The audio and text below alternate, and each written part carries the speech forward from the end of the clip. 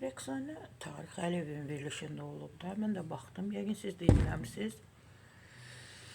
Narazı qaldığı, şikayətləndiyi sənət adamları olub. Onlardan da birisi Elnarə Abdullayevanın adını çəkir. Könül Kərimovanın adını çəkir. Rəqsanə xanım ki, onlara çörək vermişəm.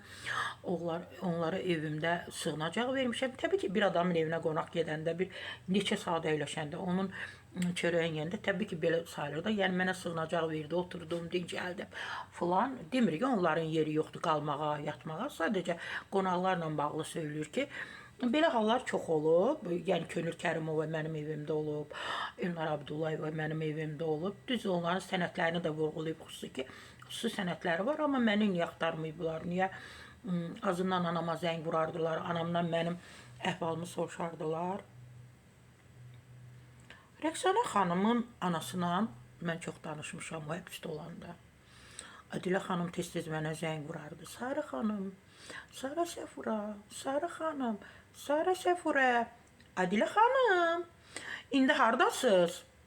Rəqsanə xanım Elnarə Abdullayevadan, Könül Kərimovadan şikayətçidir, narazıdır. Mən də məhz sizdən narazıyam. Siz ki, mənə gün aşırı zəng vurardınız. Sarı xanım, Sarı Səfra deyərdiniz. İndi hardasınız Edilə xanım, əzizim. Mən ki, sizi çox istəyirəm. Niyə bir dəfə mənə zəng vurmadınız? Görsünüz, hamı inciyir bir-birindən. Mənim də haqqım çatır gözəl Edilə xanımdan inciməyə. Edilə xanım, azından bir dəfə zəng vurun. Deyin ki, Sarı xanım, siz mənimlə bərabər, Rəqsanənin qızlarla bərabər bir yerdə həyəcan keçirirdin, narahat idin.